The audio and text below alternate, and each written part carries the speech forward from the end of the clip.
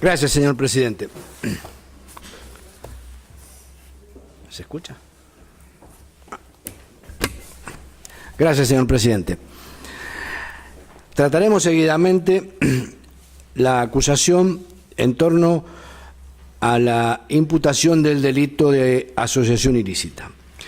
Cuando estructurábamos este alegato, luego de terminar con el tratamiento de un hecho concreto como el de las torturas, que contestamos recién, pensábamos que encararíamos una tarea similar al abordar la imputación del delito de asociación ilícita, con la agravante de haber sido jefe u organizador, que la Fiscalía a veces se le atribuye y a veces omite. Pensamos similar porque aquella primera imputación era un hecho aislado, concreto, con perfiles nítidos y ocurrido casi en una intemperie con ausencia absoluta de obstáculos que impidieran o dificultaran su visualización. Con las particularidades probatorias que vimos, pero todo focalizaba en esto, en contestar hechos, pruebas, valorar toda la objetividad, por decirlo de algún modo. Pero sorprendentemente, al iniciar el tratamiento del delito de asociación ilícita, nos encontramos con la dificultad que se nos presenta a trasladar aquel esquema de razonamiento, de estructura expositiva a esta segunda exposición. Confieso que demoré en iniciar esta tarea sinceramente porque no sabía por dónde empezar. Y esto me había ocurrido antes, varias veces, para no dejar de ser sincero. Sobre todo cuando en contra de mi defendido pesaba un cúmulo de evidencia incontestable. Pero este no era el caso, porque durante todo este tiempo que nos ha tomado la causa, hemos preguntado cuál es el hecho que debemos controvertir. ¿Cuáles son las pruebas que debemos enfrentar si acá no hay nada más que suposiciones? Y nada. Elegimos entonces empezar por la pregunta que en este momento nos formulamos con angustia y preocupación. ¿Cómo hemos llegado hasta acá? Esto es, si no sabemos cuál es el hecho, ni sabemos cuáles son las pruebas, ¿cómo podemos defender a nuestro asistido? Y hasta aquí hemos llegado, señores jueces, a raíz de que, como dice Maximiliano Rusconi, la imputación de asociación ilícita ha sido lanzada al voleo, constituyéndose en una verdadera epidemia o pandemia, de modo ligero, irresponsable, con la única finalidad de justificar una detención preventiva muchas veces interminable, con la invocación que la amenaza de pena constituye la base de la presunción de fuga o de burlar el proceso.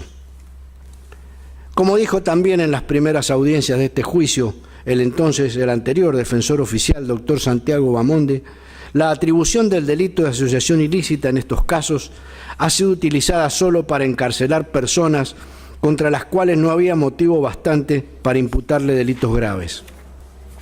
Ni más ni menos. Ni más ni menos, esa es la realidad de la acusación contra mi defendido Elías Arancio. La pertenencia de Arancio a las filas de oficiales del ejército argentino en aquellas circunstancias trágicas ha jugado un rol decisivo a la hora de atribuirle el delito de asociación ilícita. Esto es lo que se ha dicho en el contexto de este juicio, unas veces de modo más o menos expreso, otras veces en forma elíptica.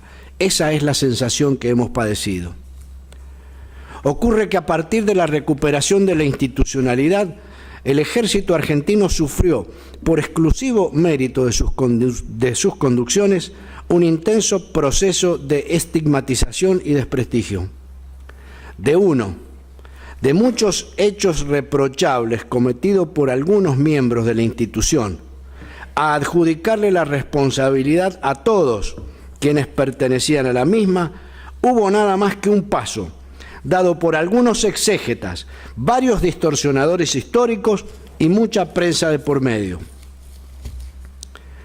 Eso a esta altura, en estas instancias, en estos procesos en que estamos inmersos, es francamente inadmisible. La responsabilidad penal es individual, propia de cada quien que se le atribuye un delito. La responsabilidad por la comisión de un hecho típico se determina por la valoración razonada de las pruebas regularmente incorporadas al proceso por un lado y el derecho vigente por otro. De ningún modo la responsabilidad penal puede determinarse por las características del autor. Es por eso, señores jueces, que se deberá tener especial cuidado en no incurrir en lo que pretende la acusación, que no es otra cosa que tener por autor responsable de los delitos a mi defendido por el solo hecho de haber pertenecido al ejército argentino, dentro del cual algunos elementos que no es nuestra tarea mencionar incurrieron en hechos como los que aquí se ventilan. La pertenencia a alguna fuerza armada o de seguridad carece de entidad probatoria para inducir por sí sola la autoría y responsabilidad de un delito. Cuando así, o cuando se usa el argumento de la pertenencia al ejército, de haber formado parte de su fila, como indicio o prueba del delito, infundadamente pasa lo mismo que ocurre cuando el gobernador de mi provincia dice que todos los jueces son unos vagos. Es que todos no son o no fueron lo mismo. No todos son iguales. Cuando uno argumenta de este modo, yerra en la estructura lógica de la argumentación, incurriendo en lo que en lógica se denomina un sofisma. Un sofisma es un paralogismo o razonamiento erróneo, formulado deliberadamente con la intención de inducir a error y que por ello conduce a una conclusión falsa.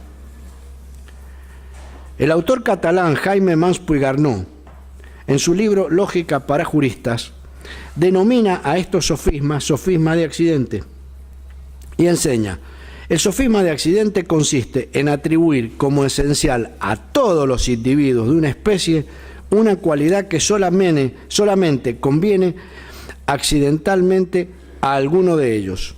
Este sofisma es muy peligroso cuando mediante él se generaliza el abuso que algunos pueden haber hecho de cierta cosa. Contra eso, dice el autor, nos previene el aforismo: de lo accidental no es válido arguir lo general. Vueltos a nuestro caso, la circunstancia, el hecho, los hechos que algunos integrantes del ejército hayan incurrido en conductas delictivas no autoriza a extraer válidamente que por el solo haber pertenecido a la institución sea indicio de haber cometido delitos. Como dije antes, el RIM 22 era un regimiento con una dotación de personal de al menos 700 hombres, entre oficiales, suboficiales y soldados. Arancio era a la época de los hechos un subteniente de intendencia, recientemente egresado del colegio militar en su primer destino, habiendo llegado a San Juan no mucho antes.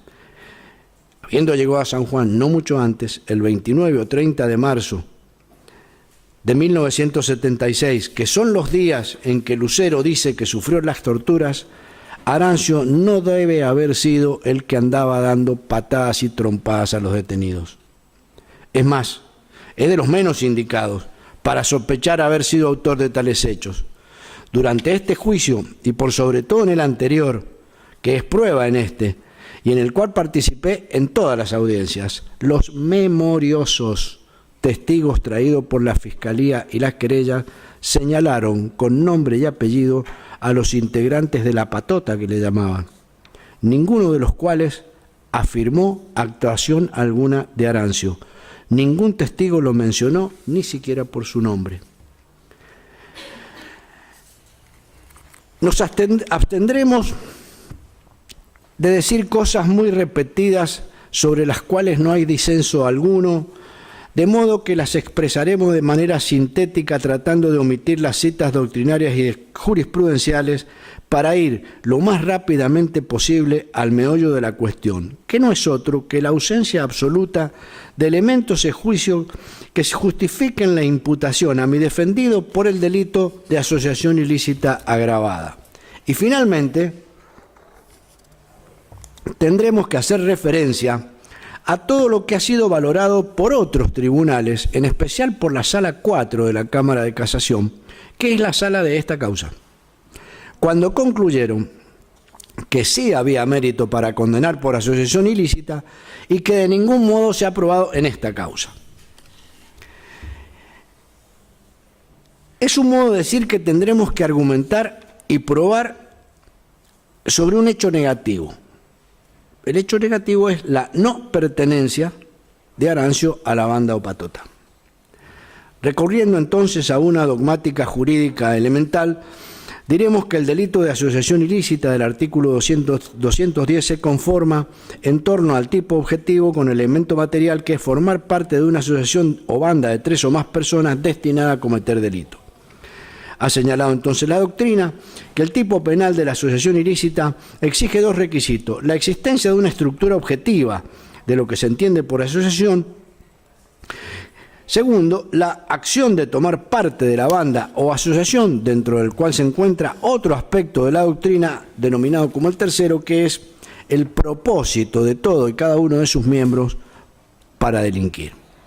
Dentro de la estructura objetiva, que es aquel primer extremo del elemento material, uno de los requisitos es la organización, que debe tener carácter estable y ser duradera en el tiempo, de por lo menos 3 personas unidas en un orden, bajo la voluntad de los partícipes de cometer delitos en general, y la existencia de una relación de reciprocidad y uniformidad, que es lo que hace al sentimiento de pertenencia de sus integrantes. Por ende, desde la organización como tal, es que debe surgir la idea de realización de los delitos, y no como algo individual de cada uno de sus miembros. Esta idea de organización implica que cada partícipe debe tener un rol, una función, un papel dentro de la misma. De acuerdo. Absolutamente de acuerdo, nada que discutir con esta dogmática que sostienen todos. Ahora bien, ¿qué tiene que ver esto con Arancio, que solo firmó unas actuaciones insustanciales como preventora en las circunstancias ya vistas? ¿Qué tiene que ver con la situación o con la causa de Arancio? ¿Cuál es la organización? ¿Cuáles son los roles? ¿Cuál era el rol de Arancio? ¿Quiénes fueron sus demás consortes de organización? ¿En qué consistía la relación de uniformidad y reciprocidad constitutiva de ese elemento, que es el sentimiento de pertenencia a la organización? ¿De dónde se extrae? ¿Dónde lo extrae la acusación? ¿En qué funda su concurrencia, su existencia? Seguimos en lo mismo. Hasta acá se afirman cosas que nadie discute, pero bueno, señálenme cómo dice que esto está probado en el expediente. Deme al menos un indicio. Nada se dice ni en la requisitoria, ni en la acusación, ni en los alegatos. Esto fue advertido por la Cámara Federal de Mendoza, cuando, en oportunidad de resolver la apelación del procesamiento, revocó la medida, el procesamiento por asociación ilícita de Arancio. Allí la Cámara Federal dijo: finalmente, a diferencia de lo que dispone el juez de grado, entendemos que no hay elementos de convicción suficientes como para tener a Elías Lucio Arancio como parte integrante de la asociación estatal, ilícita estatal, a la que nos referiremos más adelante. Todo hace parecer que la conducta que se le reprocha se trata de un hecho aislado. Nada hace pensar que el imputado estaba consustanciado con el aparato militar en la persecución sostenida de elementos subversivos.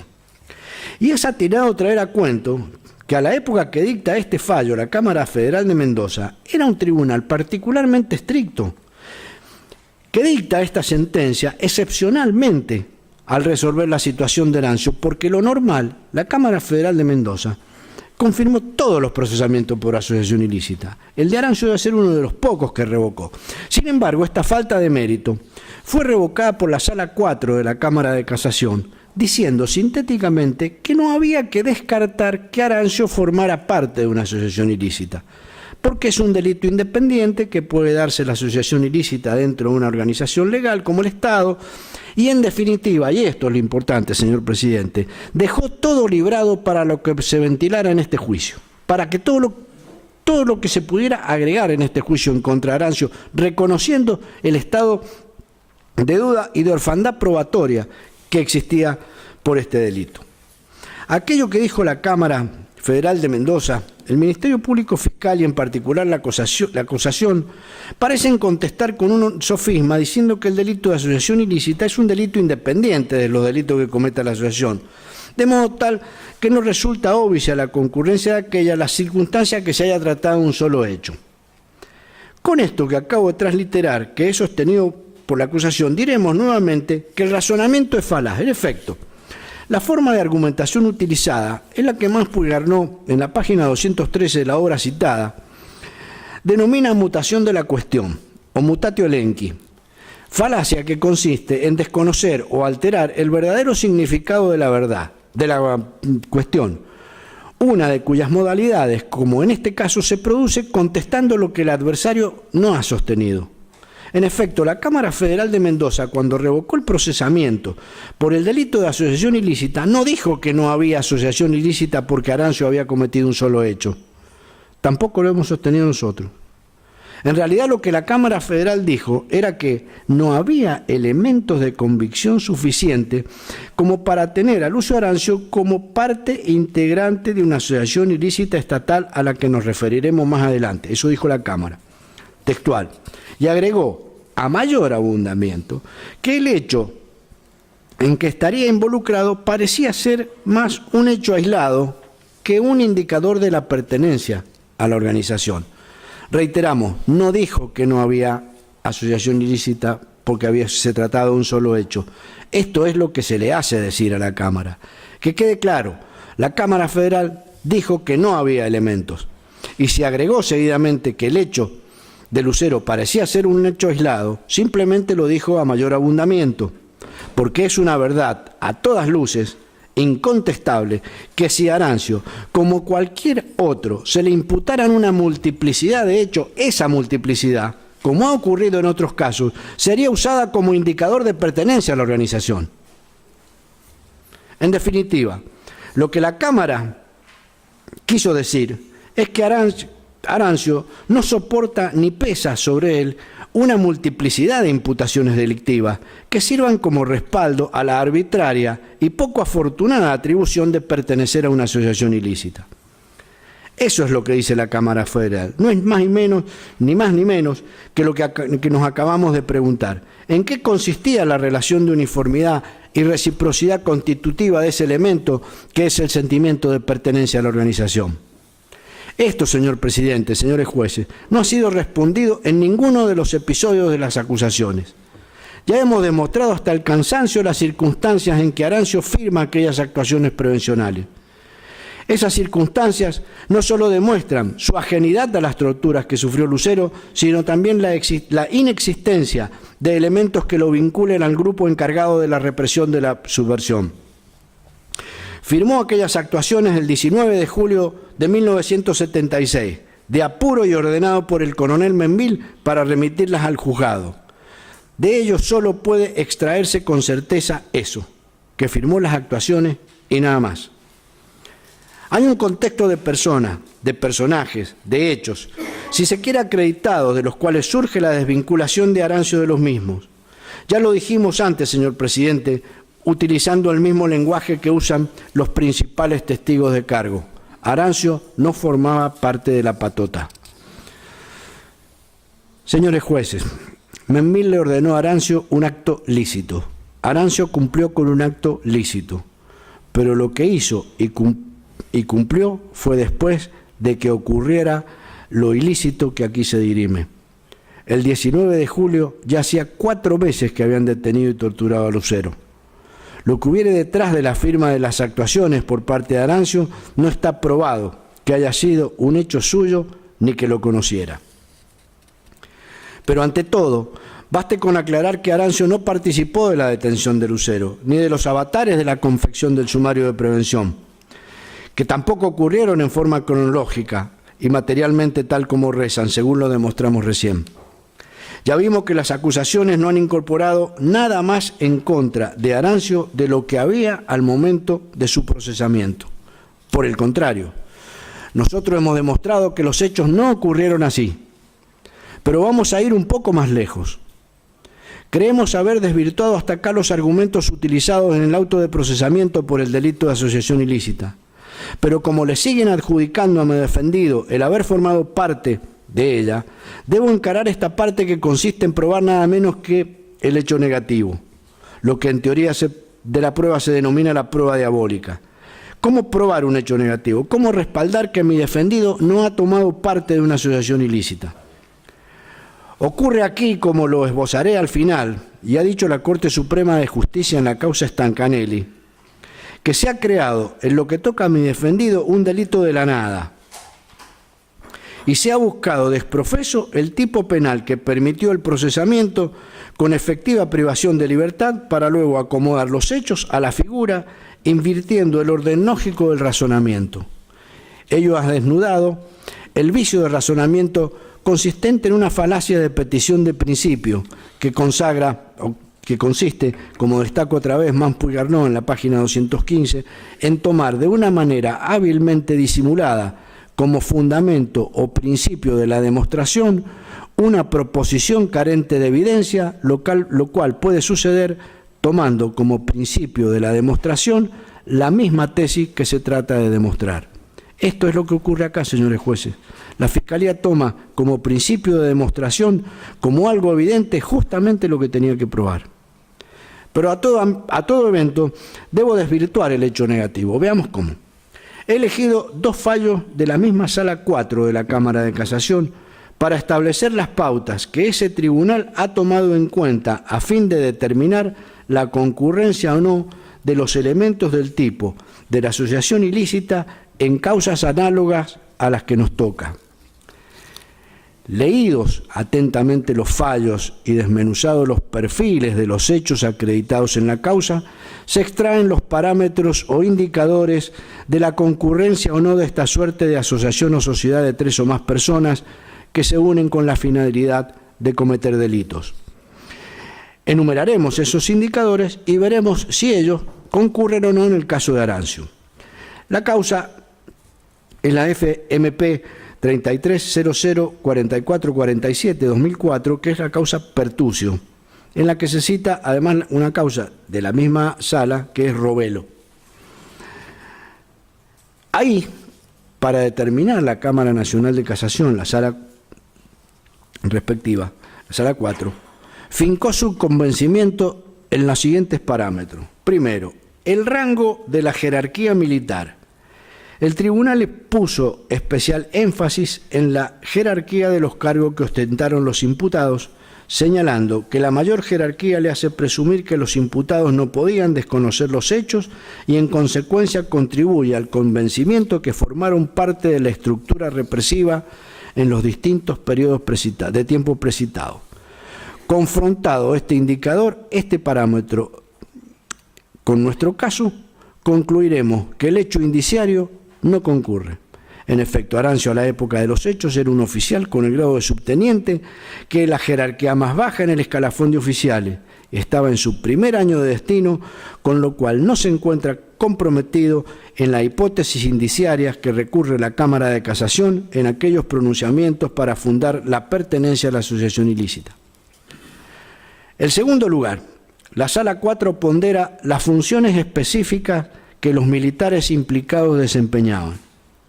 Resaltan en este sentido las funciones como jefe y subjefe de base, jefe de Estado Mayor, jefe de establecimientos militares y navales dentro o en cuya cercanía se probó la existencia de centros clandestinos de detención, áreas de inteligencia, grupos o secciones encargados de la lucha contra la subversión, etc. En fin, una serie de funciones específicas relacionadas documentadamente con la lucha antisubversiva que utilizan para fundar el convencimiento de pertenencia de los imputados a la asociación ilícita. Nada parecido se da en el caso de Arancio, que, como se dijo, era un oficial de baja jerarquía en su primer año y perteneciente a la especialidad de intendencia, la cual dista mucho de ser una especialidad operativa del modo y como aquellas en las que repara el fallo de la Sala 4. Y no es que lo digamos nosotros, en el fallo de la Cámara Federal de Apelaciones de Mendoza, en otro fallo, se encuentra detallado el organigrama de la represión en la provincia de San Juan, en estos términos, textual. Volviendo al tema organizacional, de acuerdo a toda la prueba documental y testimonial recopilada a la fecha del hecho que motiva la presente causa, la provincia de San Juan, entre otras, integraba la zona 3, que correspondía al comando del Tercer Cuerpo de Ejército con sede en Córdoba, que se encontraba a cargo del general de brigada Luciano Benjamín Menéndez. Este, a su vez, respondía jerárquicamente al comandante en jefe del Ejército e integrante de la Junta Militar, Teniente General Jorge Rafael Videla. Tenía jurisdicción sobre toda la zona, la cual contaba con 4 subzonas y 24 áreas. Controlaba una población de 7.263.000 habitantes. La región cuyana se denomina Subzona 33. La tarea de la represión la habría llevado a cabo la 8ª Brigada de Infantería de Montaña con asiento en Mendoza, área 331, abarcando San Juan 32 y San Luis, área 333. En San Juan, esta es la parte importante, las personas que se señalan a continuación fueron las que ostentaban los grados más altos en la organización del RIM 22 al momento de iniciarse el golpe de Estado. Jefe del regimiento, coronel Juan Bautista Menville; plana mayor, segundo jefe del regimiento y jefe de la plana mayor, teniente coronel Adolfo Díaz Quiroga; S1, servicio de personal, teniente Carlos Malato; S2, inteligencia, teniente Olivera; S3, servicio de operaciones, mayor Rubén Ortega; S4, servicio de logística, capitán Claudio Antonio Sáenz; S5, servicio de finanzas, sargento Víctor Manuel Lazo. Esta plana mayor se bastaba de 5 compañías, entre las que se encontraba la compañía de infantería A, la B, infantería C, comando y compañía de arsenal. Esto fue plasmado en uno de los expedientes acumulados al presente, señor presidente, en el expediente 810-37-33-5, 2012, caratulado con motivo de la presunta comisión de apremios ilegales y tortura en perjuicio de Ripoll, y fallado el 4 de diciembre de 2013. Esta resolución debe estar alrededor de la foja 1670, porque el pase, o en adelante, porque el pase al acuerdo es de foja 1674. Reitero, de la causa Ripoll. Este es el organigrama en el cual la sección de intendencia a la cual pertenecía Arancio ni figura. Es por este pronunciamiento y por este organigrama que la Cámara Federal dejó 2 años más tarde sin efecto el procesamiento de Arancio por el delito de asociación ilícita. Y yo estoy seguro, señor presidente, que si la Sala 4 de la Cámara de Casación hubiese reparado en eso, la resolución hubiese sido diferente. Lo resolvió todo, diría yo, con todo respeto, con un simplismo, porque hizo una de cal por una de arena, decretó el procesamiento por un delito grave, pero lo dejó en libertad. Claro, ahora estamos acá, con el riesgo de una pena gravísima, con una orfandad probatoria que congela, e inmerso en una inercia de fallos y pronunciamientos que han repartido al voleo imputaciones por asociación ilícita y haber dicho y repetido argumentos y razones que nadie discute, pero que no son atinentes al caso y de lo cual no sabemos cómo salir ni cómo vamos a salir. El tribunal podrá apreciar sin esfuerzo que para la Cámara Federal de la sección de Intendencia y la compañía de servicio dentro de la sección en la cual se desempeñaba Arancio ni existía. Visto lo cual, no cabe sino concluir que Arancio era ajeno a todo aquello que motivó esta causa. Habíamos dicho que nos guiábamos por las pautas fijadas por la Sala 4 en Robelo y Pertucio. El siguiente elemento que valora la Sala 4 es la trayectoria, el legajo personal, las calificaciones y la ponderación de los superiores vinculadas con la lucha antisubversiva. En los casos que trata la Sala 4, resalta las felicitaciones, menciones y condecoraciones y reconocimiento que los imputados merecieron a través de su desempeño en la lucha contra la subversión. Señor presidente, Arancio no registra absolutamente nada de esto en su haber. Por último, la Sala 4 valora como indicio de pertenencia a la asociación ilícita si el imputado puso a disposición de los autores materiales, medios, recursos humanos, materiales, estructuras en la comisión de los delitos y la existencia de constancias documentales que demuestren que el imputado participó en la fuerza de tarea en la lucha contra la subversión. Señor presidente, señores jueces, nada de eso la Fiscalía ha aprobado, ni siquiera se ha atrevido a invocarlo contra Arancio.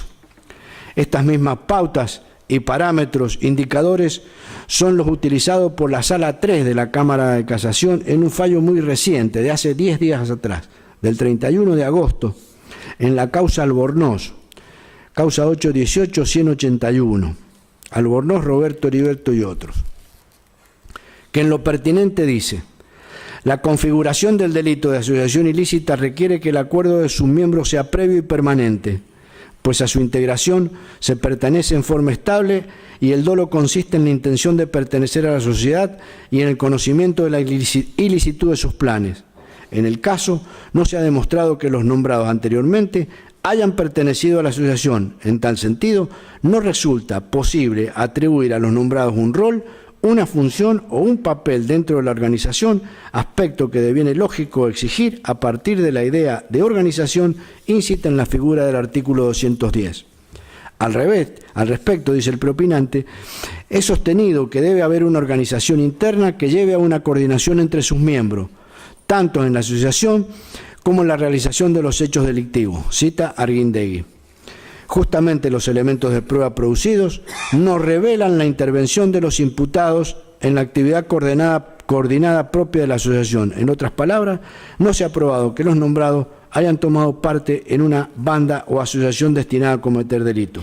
En efecto, si bien la circunstancia de que los imputados, al momento de los hechos, prestaran servicios en la fuerza de seguridad apostada en la provincia, no resulta idónea para sustentar la imputación y el avance del proceso en la etapa del juicio, ante la ausencia de elementos objetivos que acrediten la efectiva participación de aquellos en la asociación ilícita que operó conforme a un plan predeterminado por la Junta Militar.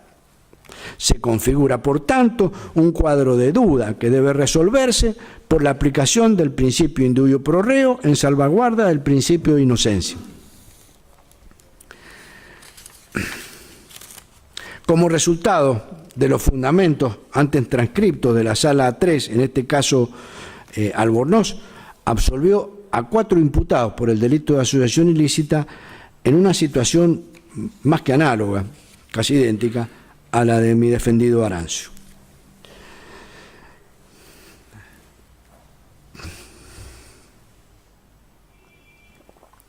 Finalizando con el tema de la asociación ilícita, señores jueces, tengo que recurrir nuevamente a la cita de Maximiliano Rusconi en el artículo que publicara en el diario Página 12 del 5 de enero de 2017.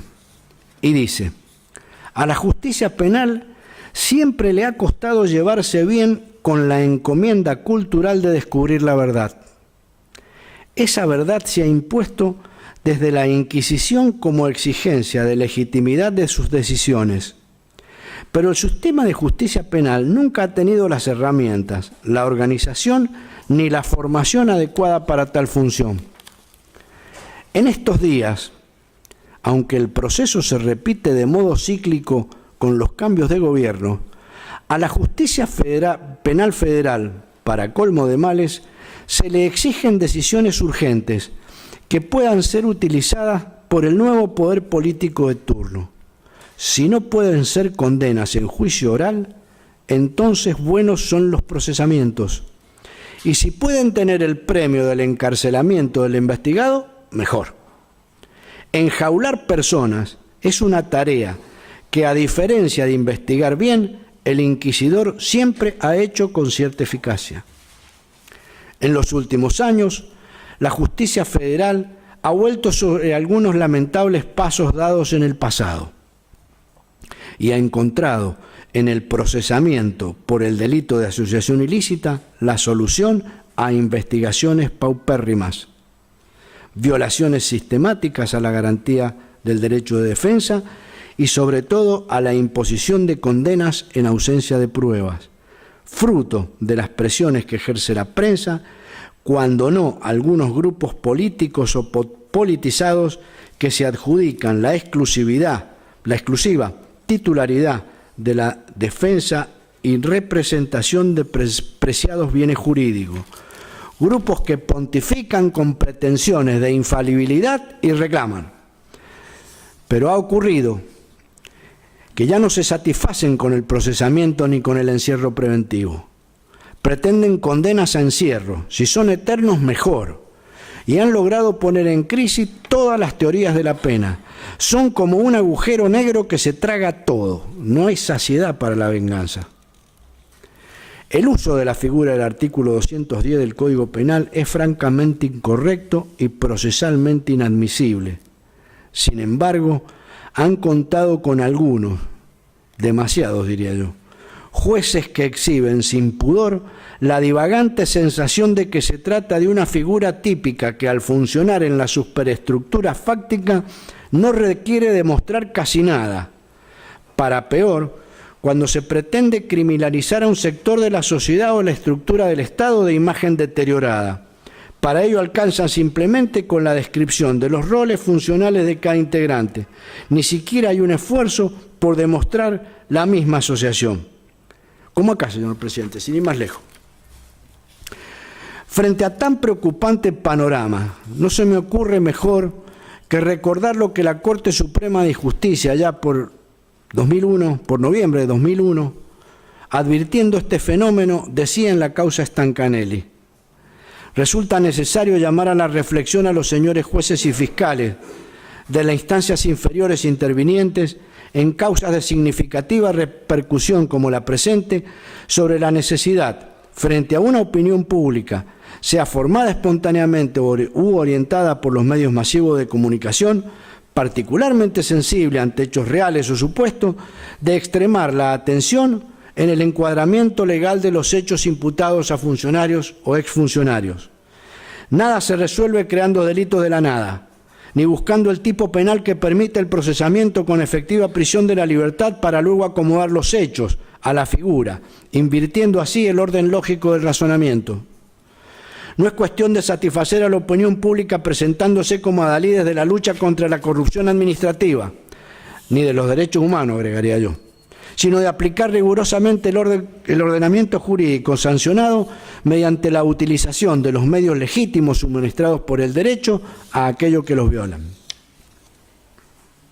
Dicho lo cual, señores jueces, solicito también la absolución de mi defendido Elías Lucio Arancio por el delito de asociación ilícita, fundamentalmente porque desde aquel procesamiento que reviviera tímidamente la Sala 4 de Casación no se ha incorporado absolutamente ninguna evidencia que justifique una condena.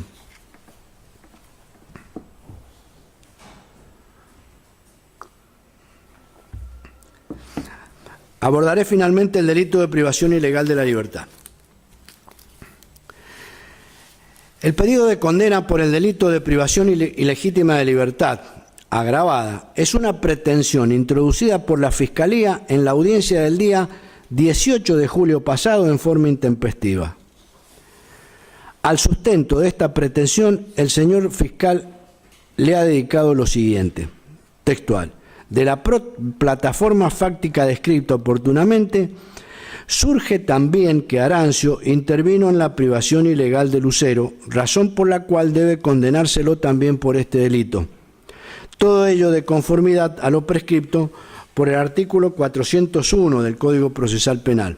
En este orden de idea, puede sostenerse que no se encuentra vulnerada en forma alguna la plataforma fáctica. Tratando la Fiscalía de justificar la ausencia de indagatoria, procesamiento y requerimiento de elevación a juicio, continúa diciendo: como ha sostenido calificada doctrina, el hecho como objeto de juicio ha sido siempre comprendido como un acontecimiento histórico, un suceso de la realidad donde convergen características y circunstancias que le asignan un carácter único. Esta individualidad se deriva tanto de una precisa situación espacial y temporal como de la identidad de las personas comprometidas en su existencia y las acciones que las exteriorizan. El principio de congruencia presupone la ineludible referencia de la actividad procesal a este hecho, con todas sus características que permiten asignarle una única entidad. En este sentido, la descripción de los hechos sufridos por Lucero y de los cuales surge la responsabilidad de Arancio cumple con esos recaudos. Este es el fundamento de la novedad con que nos encontramos casi al finalizar el debate y del cual no teníamos ni la más leve sospecha. Esta es la retórica al servicio de pretensiones extemporáneas, arbitrarias y dogmáticas. Si es cierto que el acontecimiento histórico, tal como le llama, siempre estuvo formando parte del objeto procesal, Un eficiente y serio desempeño funcional habría impuesto el requerimiento y la intimación en los momentos procesales oportunos. Así ahora, no es sino un artilugio de baja estofa propio de una aventura disparatada. Con esta simple fórmula, señor presidente, podría atribuírsele a Arancio o a cualquier otra persona cualquier delito o episodio ocurrido entre 1975 y 1983, lo que sería, como un dislate. La llamaré en adelante solamente la pretensión, porque no se puede afirmar en lenguaje técnico jurídico procesal que se trate de una acusación. Porque en efecto, en nuestro sistema la acusación es un acto complejo, integrado por el requerimiento de elevación a juicio en el cual, entre otros recaudos, se perfila el hecho mediante una descripción precisa y circunstanciada, la prueba y la valoración de ella con claridad y precisión, de cuyo mérito se debe cumplir ese requisito que la ley procesal señala como los motivos en que se funda. Y por otro lado, la acusación se completa con este otro acto, el alegato de mérito jurídico y probatorio sobre el final, finalizando con el pedido de imposición de pena. Entre estos actos, el hecho debe guardar una perfecta correspondencia, coherencia, congruencia, y debe ser aquel que, respetado, da lugar a la sentencia que pone fin a la controversia. El principio de congruencia no es más que la inmutabilidad del objeto procesal que se determina en la intimación original, en el auto de procesamiento, el requerimiento de elevación a juicio sobre el que versa la defensa, la concreción de los alegatos, la acusación, la defensa y la sentencia. Esto hace la garantía de defensa en juicio en el sentido que el imputado sepa y pueda ser escuchado sobre el hecho que se le intima, que su defensa pueda pronunciarse y controvertirlo, asistirlo, proponer pruebas sobre el mismo, conozca los estrictos perfiles de la pretensión y la prueba en que se funda y la acusación y la controvierta. No vamos a ocupar un solo instante más en decir la importancia de lo elemental que es esto en un debido proceso. Solicitamos en primer lugar el rechazo in limite de esta pretensión, por no reunir los recaudos mínimos de lo que técnicamente se denomina acusación, y por no haber sido objeto de intimación, procesamiento, requerimiento y defensa. No integra el objeto procesal de este juicio, y no es que se trate de un mismo hecho que sea factible de calificar de otro modo, conforme le autoriza el artículo 401 que cita a la Fiscalía, que no es otro que la aplicación del principio de iura novicuria dirigido a los jueces al momento de dictar sentencia, no habilitar al fiscal a pedir. La privación ilegítima de la libertad tiene perfiles y requisitos que la tornan un hecho distinto a la aplicación de tormentos y a la asociación ilícita que integra en el tema decidendum. Si el hecho estaba allá en los inicios de la instrucción o en el momento del requerimiento, debió haberlos intimado. Si aparecieron después, durante el debate, debió proceder a lo mejor conforme al artículo 381, con la ampliación del requerimiento. Ya hay un obstáculo de un plenario de la Cámara de Casación que impide eso. Prueba de todo lo que venimos señalando es que el hecho que Arancio jamás pronunció palabra alguna acerca de la privación de la libertad de Lucero. Y eso que declaró 2 veces, porque nunca percibió intimación alguna al respecto.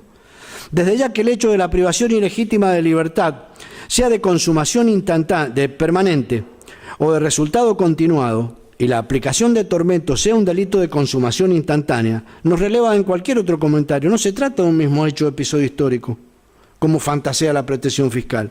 De todos modos, eso del mismo hecho y la mutación de la calificación a que recurre no necesariamente es tan simple como el inopinado recurso a la norma del 401, con que se lo pretende justificar. El cambio de calificación legal con relación a la propiciada por la parte acusatoria le es permitido al tribunal, conforme al principio de iura novicuria, según el cual el juzgador no queda nunca vinculado por la adecuación que le den las partes al hecho. Sin embargo, la variación de la calificación no puede traer aparejada en ningún caso una mutación del hecho por el cual se acusó, pues ello vulneraría el principio de congruencia y con ello la defensa del juicio. Es más, incluso hay supuestos excepcionales en que también un cambio de calificación puede lesionar el derecho de defensa del imputado. Hacer un exégesis de esta circunstancia es prácticamente imposible, pero sirva como criterio orientador el siguiente: siempre que la calificación legal difiera a la que se postuló en la acusación, violará el derecho de defensa cuando el tipo penal escogido, aun cuando él se adecue el mismo hecho contenido en la acusación, contenga elementos descriptivos y normativos que le otorguen al hecho un alcance diferente, agravando la situación del imputado. De manera tal que debe haber conocido tales elementos tempestivamente y había podido refutar su aplicabilidad al caso. Eduardo Jauchen, Tratado de Derecho Procesal. Así, en el caso Fermín Ramírez, la Corte Interamericana ya sostuvo que la descripción material de la conducta imputada contiene los datos fácticos recogidos en la acusación, que constituyen la referencia indispensable para el ejercicio de la defensa del imputado y la consecuente consideración del jugador en la sentencia.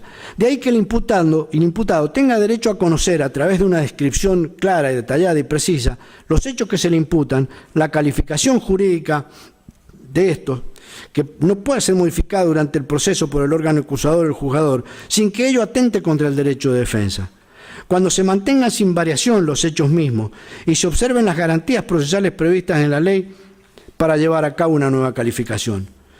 Y también se refirió a la vinculación de este principio con el iura novit curia. Dijo, esta facultad consecuente con el principio iura novit curia debe ser entendida e interpretada en armonía con los principios de congruencia y derecho de defensa. La necesaria congruencia entre la acusación y eventual sentencia justifica la suspensión del debate y el nuevo interrogatorio del acusado cuando se pretenda cambiar la base fáctica de la acusación. Si esto ocurre irregularmente, se lesiona el derecho de defensa.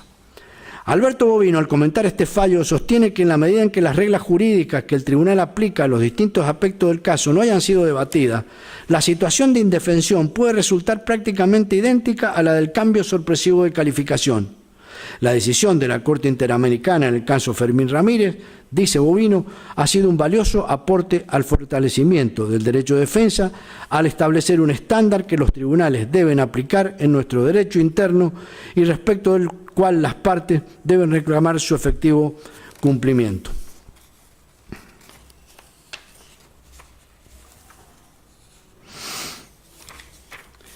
A la luz de la regla de la inmutabilidad de la acusación concebida como objeto de juicio, el Código Procesal Penal admite una excepción, que es la regulada en el artículo 381, que se aplica en aquellos supuestos en que de las declaraciones del imputado o del debate surgieren hechos que integran el delito continuado atribuido o circunstancias agravantes de la calificación no contenidas en el requerimiento, pero vinculado al delito que la motiva. Solamente en estos supuestos es admitida la ampliación de la acusación y se regula el procedimiento para que, una vez intimado y oído el justiciable y producida la prueba de ese hecho nuevo, quede definitivamente incorporado a la acusación. Es decir, se requiere que el hecho nuevo aparezca de las declaraciones del imputado del debate, no admitiéndose, por ende, que el hecho haya sido conocido en el proceso. La ley es clara al establecer el origen del conocimiento de ese hecho. Ese hecho nuevo, desconocido hasta ese momento, este es el segundo elemento, no contenido en el requerimiento o en el auto de elevación, debe integrar el delito continuado atribuido o debe constituir una circunstancia agravante no contenida en la acusación. No es ninguno de estos dos casos. No existe otro supuesto que habilite al tribunal a pronunciarse sobre hechos que no han integrado la pretensión del agente fiscal en el requerimiento de elevación a juicio, en tanto no constituya una calificación distinta a la ya atribuida, salvo que haya debido ser ampliada la acusación por tratarse de hechos surgidos de las declaraciones del imputado del debate, que estos puedan reputarse nuevos, e integren el delito continuado atribuido o circunstancias agravantes de la calificación no contenidas en el requerimiento o en el auto de elevación a juicio. En nuestro caso es precisamente al revés. No se trata de insertar a la altura del debate un delito instantáneo o una circunstancia agravante que aparece como novedosa en el ámbito de un delito continuado o cuya delimitación tempoespacial es más amplia. Al revés, lo que se pretende es insertar un delito permanente o continuado cuya delimitación es tempoespacial más amplia, envolviéndolo alrededor de un delito de consumación instantánea, de estricto y precisamente perfilado, como es el hecho de las torturas, que es el que ha venido a juicio.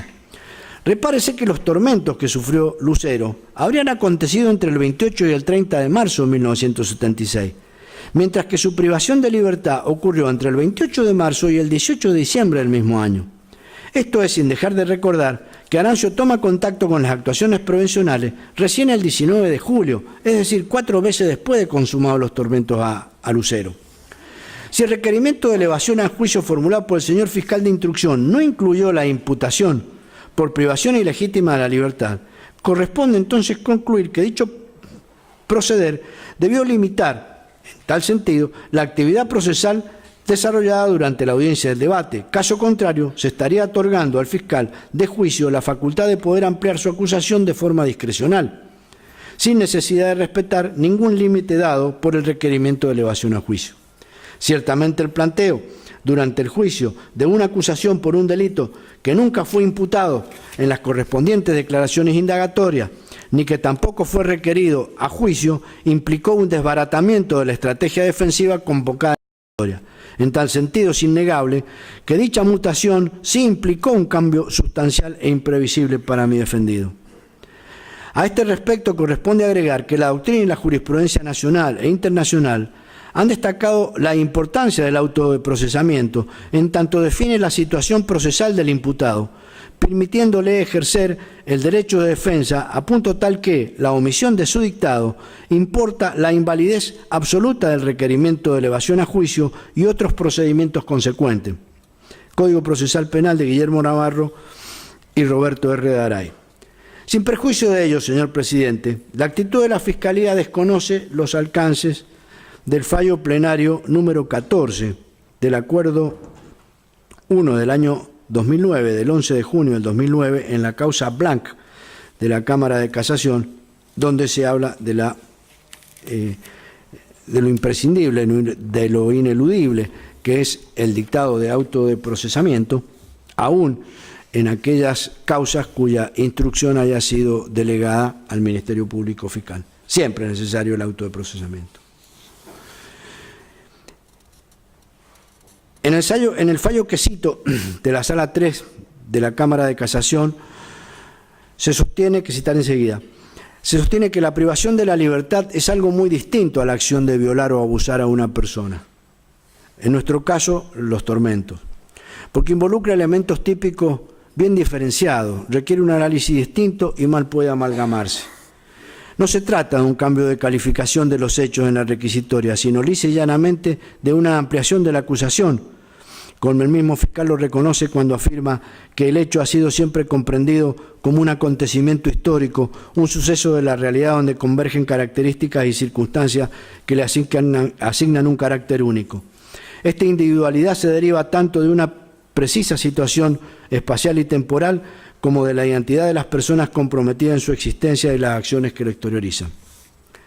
La introducción de estas nuevas conductas no constituye un simple cambio de calificación ni forman parte de un mismo iter criminis.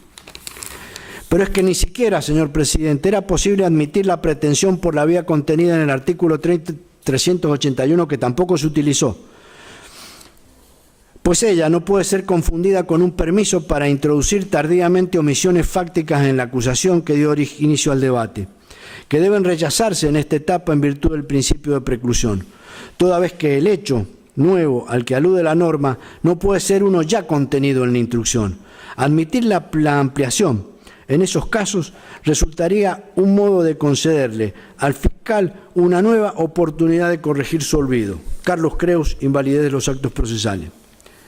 El señor defensor ante la Corte Suprema de Justicia de la Nación, doctor Julián Langevin, sostiene a este respecto que la posibilidad de agravamiento debe haber nacido después de finalizada la instrucción, pues no se busca, a través de este procedimiento de excepción, la subsanación de sus deficiencias, sino la adecuación de la acusación a los elementos de prueba nacidos después de su terminación. Julián Langevin, nuevas formulaciones del principio de congruencia y correlación entre acusación y sentencia. Recientemente,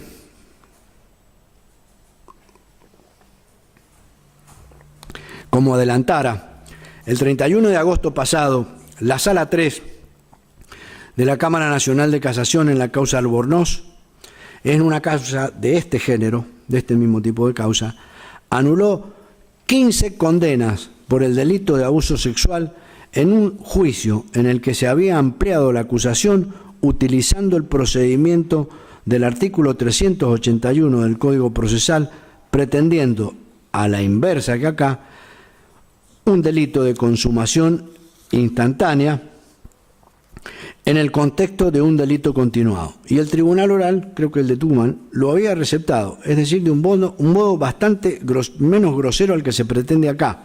Es decir, un delito instantáneo lo introducen en el debate dentro de un delito permanente. Acá lo que se pretende es un delito permanente, introducirlo en el contexto de un delito instantáneo.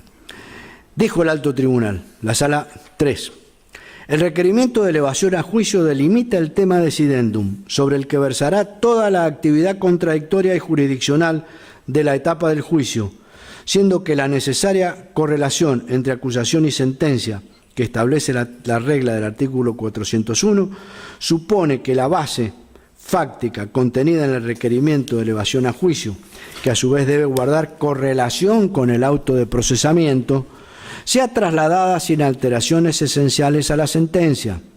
En ese sentido, en nuestro actual sistema mixto consagrado en el Código Procesal Penal de la Nación, la etapa de instrucción tiende a delimitar y decidir con precisión los hechos que serán sometidos a juzgamiento.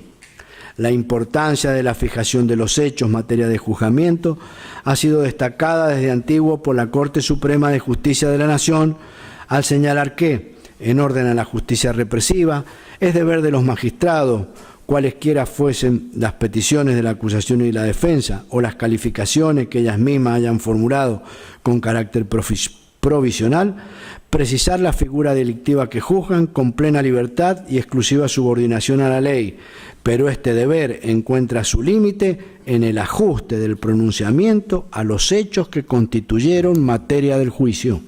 Fallos 316 y 2713. En esta misma inteligencia, sigo reproduciendo el texto de casación, en Albornoz. En la misma inteligencia se ha dicho que, si bien la acusación puede ser fluida y experimentar ciertas modificaciones en la etapa procesal, de ahí que la calificación dada en el auto de procesamiento resulte provisoria, con el requerimiento de elevación al juicio adquiere una configuración precisa y determinada. En dicho acto se exige una concreta hipótesis fáctica que el actor penal somete al órgano jurisdiccional como base de juicio, de modo que sobre ella incide todo el examen ulterior, la defensa del imputado, la prueba, la discusión y la decisión definitiva. Es una hipótesis que inspira, determina y circunscribe la actividad de los sujetos procesales, de suerte que estos no pueden traspasar sus límites. Y cita Giovanni Leone, Tratado de Derecho Penal, y fallo de la Sala 4 en Miño, Pipaón, Dardo y otros. Sigue el fallo de la Sala 3, teniendo en consideración cuanto se dijo sobre la importancia del respeto a la plataforma fáctica contenida en el requerimiento de elevación a juicio, lo que se exige para que la ampliación prevista en el artículo citado sea válida es que los hechos no sean propiamente nuevos, esto es, independiente de aquellos que fueron materia de la requisitoria, ni su contenido implicar una modificación sustancial de aquellos. Cita Clarea Olmedo y agrega, pues si así sucediere, corresponde dar inicio a otro proceso, como lo indica mutatis mutandi el artículo 401, cita Navarro Daray. Continúa. A su vez, del texto del artículo 381 del Código de Rito, se desprende que la ampliación es factible en la medida en que del debate surjan hechos que integren el delito continuado, atribuido, o circunstancias agravantes de calificación no contenidas en el requerimiento fiscal o auto de elevación, pero vinculadas al delito que la motiva. Del análisis de las presentes actuaciones surge que los hechos atribuidos a los imputados en la ampliación de la acusación exceden los parámetros mencionados. En el caso del tribunal oral, para declarar la admisibilidad formal de la ampliación de la acusación realizada en relación a los delitos de contenido sexual de conforme con el artículo 381 ritual, valoró las figuras delictivas endilgadas a los imputados, privación ilegítima de la libertad con apremios, vejaciones y tortura, y en función de ello sostuvo que en el marco de ese iter criminis atribuido, los delitos con la integridad sexual operaban como una agravación de la imputación originaria. Corresponde precisar que el factum delimitado por el requerimiento de elevación a juicio de las partes acusadoras no incluía en la descripción de los hechos atribuidos casos de abuso sexual en perjuicio de, y cita las iniciales de las víctimas. De manera que se trata de hechos independientes a los atribuidos en el requerimiento de instrucción y no de hechos que agravan su calificación. La doctrina consideró que la existencia de circunstancias agravantes surgidas del debate implican apartarse del tipo básico y encuadrar la conducta del imputado en otro más gravoso derivado de él, o dejar de lado un tipo agravado para encasillarla en uno más gravoso que deriva, como el anterior, del mismo hecho básico. Tal como se desprende de la calificación otorgada a los hechos en la sentencia dictada por el tribunal, ninguna de estas hipótesis se presenta en materia de estudio. En tal caso, corresponde anular dichas condenas, como dice, anuló 15 condenas por abuso sexual.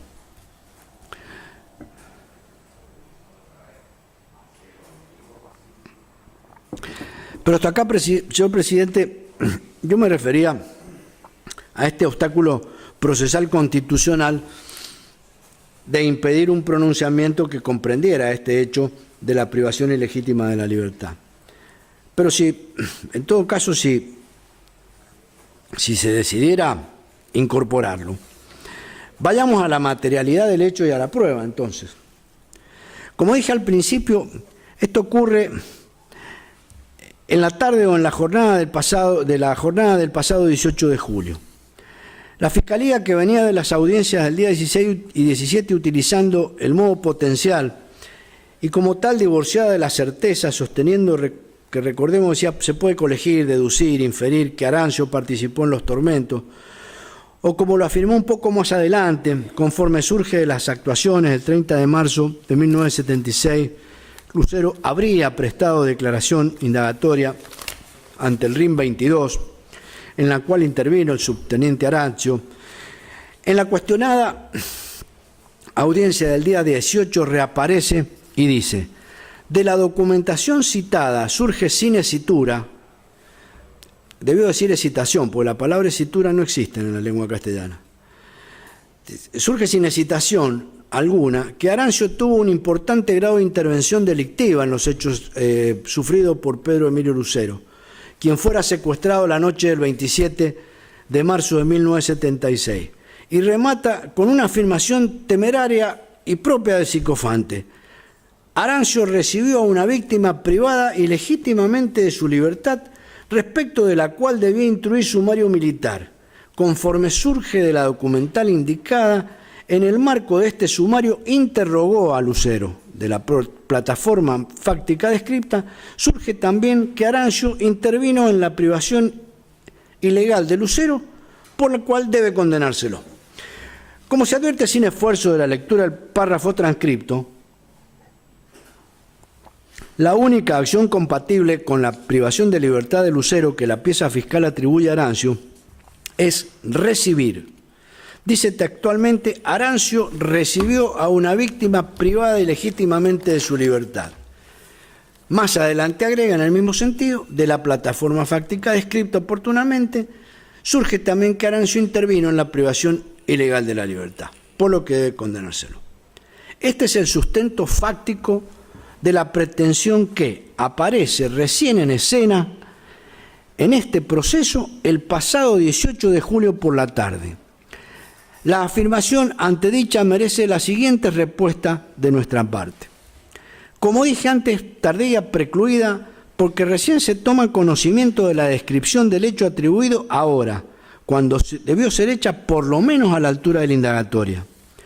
Es imprecisa, porque el verbo recibir, dentro de las 13 acepciones que tiene en el diccionario de la Real Academia Española, en lo que podría ser aplicable a este caso, podría ser: o Arancio ha tomado a Lucero, tomó a Lucero, o se hizo cargo de Lucero, o lo hubo sostenido o sustentado a Lucero. Los otros 10 significados del verbo no tienen importancia. No sabemos cuál o cuáles de aquellos 3 significados, cuál de aquellas 3 acciones o modos comisivos se le atribuye. La afirmación carece de una descripción de tiempo, modo y lugar, contexto dentro del cual el imputado habría llevado a cabo la acción de recepción o receptación. Esto es, cómo y cuándo tomó a Lucero, cómo, cuándo y de qué modo se hizo cargo de Lucero, o cómo, cuándo y por qué sostuvo o sustentó a Lucero. Nada de eso se lee en la pretensión, ni se escuchó. Señores jueces, si la Fiscalía acusa a Arancio por una privación ilegítima de la libertad agravado por haber durado más de un mes, al menos debió tener la seriedad profesional, la responsabilidad funcional, la consideración humana y, aunque más no sea o mucho pedir, la delicadeza de habernos dicho entre cuándo y cuándo ocurrió esa privación de libertad. O al menos también en qué parte del tiempo que transcurrió entre el 27 de marzo y el 18 de diciembre, plazo durante el cual Lucero estuvo detenido, Arancio participó en la privación de la libertad, porque de lo que no hay duda alguna es que entre el 27 y el 30 de marzo ello no pudo ocurrir, y menos después del 19 de julio. No me toca a mí precisar el momento, sino que de eso debería estar defendiendo al imputado. Ello así porque que sepamos documentadamente, el señor Lucero desde su detención estuvo a disposición del jefe del área 332, del juez federal y después del Poder Ejecutivo Nacional todo el tiempo. Arancio no aparece nunca en la detentación de poder sobre la libertad de la víctima. No lo ha precisado el señor fiscal. Además, la afirmación es falsa. Está documentado según el texto de las actuaciones del expediente 4494 en cuestión que Arancio no forma parte del grupo de militares que detuvo a Lucero en la madrugada del 28 de marzo. Ni está su firma, ni fue reconocido, ni siquiera ha sido invocado tal hecho por nadie hasta ahora. La Fiscalía no se ha animado a decir que Arancio detuvo a Lucero el 28 de marzo. Arancio no lo detuvo ni participó. Y no se sabe, o por lo menos no se determinó quiénes fueron los que detuvieron a Arancio. Pero la Fiscalía pudo haberlo sabido. Pudo haber sabido quién fue el militar que comandaba el grupo. Y no tenía por qué adivinar para ello. Simplemente comparar en las actuaciones, comparar las firmas. La firma no aclarada del acta de allanamiento en el departamento de Lucero también está inserto, señores jueces, en otras actuaciones prevencionales. Y están aclaradas. A la acusación no le importó, ya tenía Arancio que iba a pagar por todo. La desidia, el descuido, la bulia, el desinterés impresiona, son verdaderamente alarmantes. Lucero fue alojado esa noche del 27 al 28 en el edificio de la legislatura, donde pasó esas 2 noches, la del 27 al 28 y la del 28 al 29. Ver todas las declaraciones de Lucero y el mismo relato de la Fiscalía en los alegatos.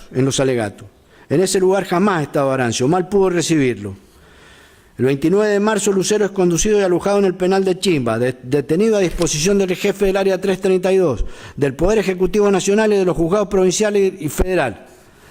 Ver toda la prueba que ha citado la Fiscalía en su respaldo. Ni Arancio es el Poder Ejecutivo Nacional, ni era los juzgados provinciales, ni era el jefe del área del 332.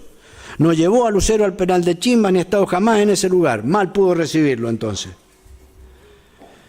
Como quedó explicado en la primera parte de nuestro alegato, el personal del RIM 22 labró del modo en que quedó dicho el sumario de prevención, que en un solo momento y en un solo acto firmó a Arancio en el carácter de oficial preventor. Esa intervención es posterior a la detención de Lucero y no tiene ninguna relación con la supuesta privación de libertad de este. Antes de firmar las actuaciones, Arancio no tenía idea de que Lucero estaba detenido. Al firmar las actuaciones del 19 de julio, momento en el que habría tomado conocimiento de la detención de su prevenido, el señor Lucero estaba a disposición del Poder Ejecutivo Nacional.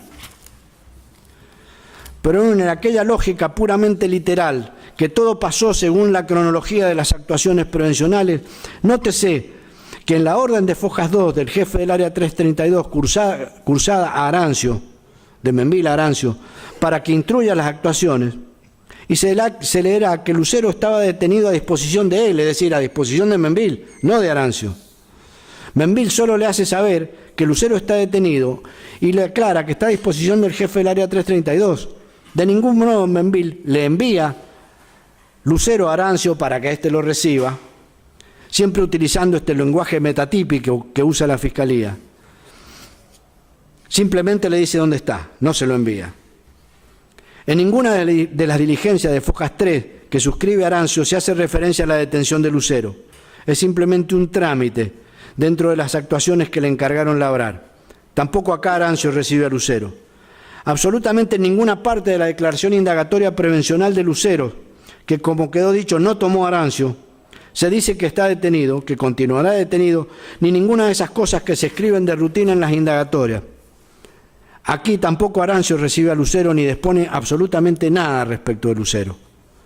Luego están las diligencias de agregación de los antecedentes de Fojas 6, 7 y 8, que de detención o de recibir a detenido no merecen ningún comentario. Finalmente, el cierre y elevación de la prevención al jefe del área 332 que firma Arancio, en el que le remite las actuaciones, sin mención alguna de la detención de Lucero. Si Arancio lo hubiese tomado, se hubiese hecho cargo, lo hubiese sostenido, lo hubiese sustentado, lo hubiese recibido, para usar el lenguaje apropiado al verbo que usa la Fiscalía, Arancio en esa diligencia de Fojas 9 se lo hubiese devuelto al detenido a Membil junto con el sumario. Nada de eso, señor presidente. Arancio no tenía nada que devolver, nunca tuvo a su disposición ni tuvo injerencia en la detención que soportaba Lucero. En cambio, el jefe del área 332, Membil, cuando remite el sumario al juzgado federal, sí le dice al juez que Lucero estaba en el penal de Chimba, aclarándole, no fuese a ser que el juez federal ordenara su libertad, que además estaba a disposición del Poder Ejecutivo Nacional.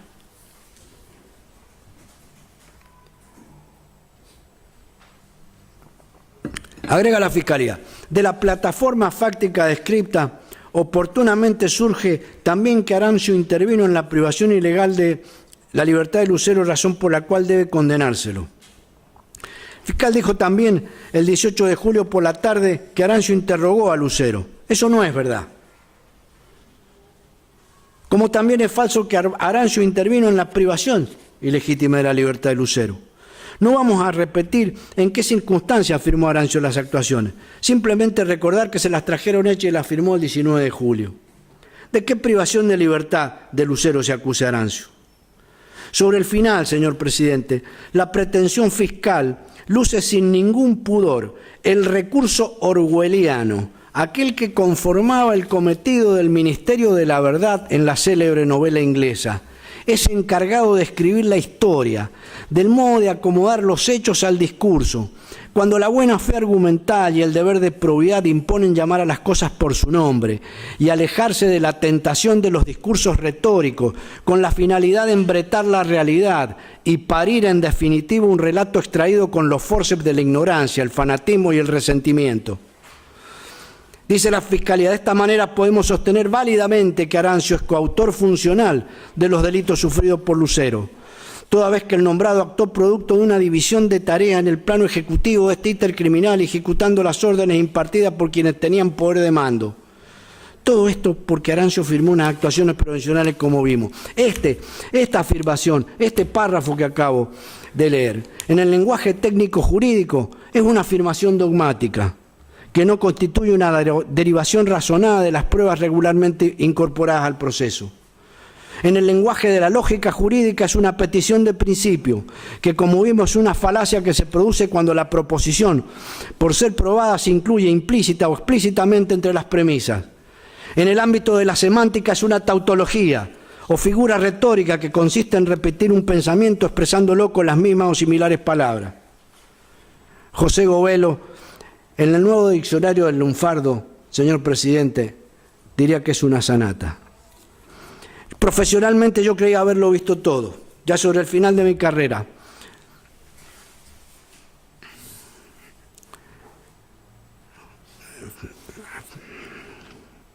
Formé parte de la administración de este sistema de la justicia federal por 39 años. Llevo más de 20 como abogado. Los 20 últimos años me desempeñé como defensor público ante los tribunales orales de Mendoza y alguna vez tuve el honor también de actuar ante el jurado de enjuiciamiento de magistrado de la Nación defendiendo a un juez federal. Profesionalmente creía haberlo visto todo. He visto imputados mentir, he visto testigos mentir, he visto abogados mentir. Una vez vi un perito mentir. Lo que nunca había visto hasta acá era que un fiscal, un ministerio público fiscal faltara a la verdad. Por todo lo antedicho, señor presidente, solicito la absolución por las acusaciones de tortura y asociación ilícita formuladas contra Arancio y el rechazo de la pretensión condenatoria por el delito de privación ilegítima de la libertad.